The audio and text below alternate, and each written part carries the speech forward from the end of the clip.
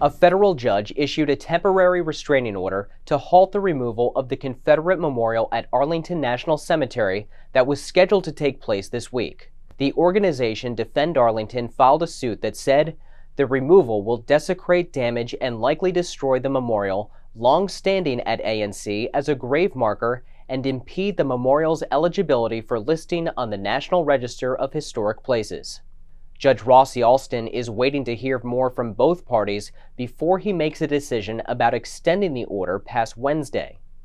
In 2022, an independent commission recommended to Congress that the statue be taken down as part of an effort to remove Confederate names from military bases and assets. But the reason this statue was built is complex. It wasn't put there merely to honor the Confederacy.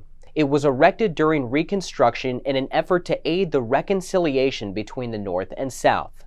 When President William McKinley kicked off his Peace Jubilee in Atlanta, Georgia after the Spanish-American War, he stated, "In the spirit of fraternity, we should share with you in the care of the graves of Confederate soldiers." On June 6, 1900, Congress appropriated $2,500 to have Confederate soldiers reinterred at Arlington.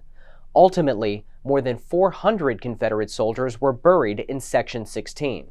Arlington National Cemetery describes the statue as a nostalgic, mythologized vision of the Confederacy, containing highly sanitized depictions of slavery.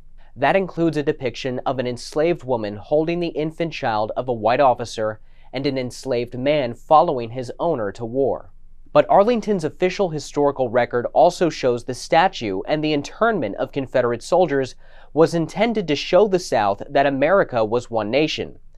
And even if this Confederate memorial is removed, reminders of America's complicated history will remain. First and foremost, Arlington was built on the former property of Confederate General Robert E. Lee. His home remains there to this day and is a memorial which, to put in Arlington's words, honors him for his role in promoting peace and reunion after the Civil War. Lee abandoned the property after Virginia seceded from the Union and never returned. The U.S. government confiscated the estate. An Army general authorized the property for use in military burials, partly hoping to deter Lee from ever returning. Down the hill from Lee's old mansion lies Section 27, the designated resting place for blacks and poor whites from 1864 until 1948, when President Harry S. Truman desegregated the armed forces with an executive order. Approximately 5,300 colored troops and African-American freed people were buried there. For these reasons and more, Arlington considers itself to be a microcosm of American history.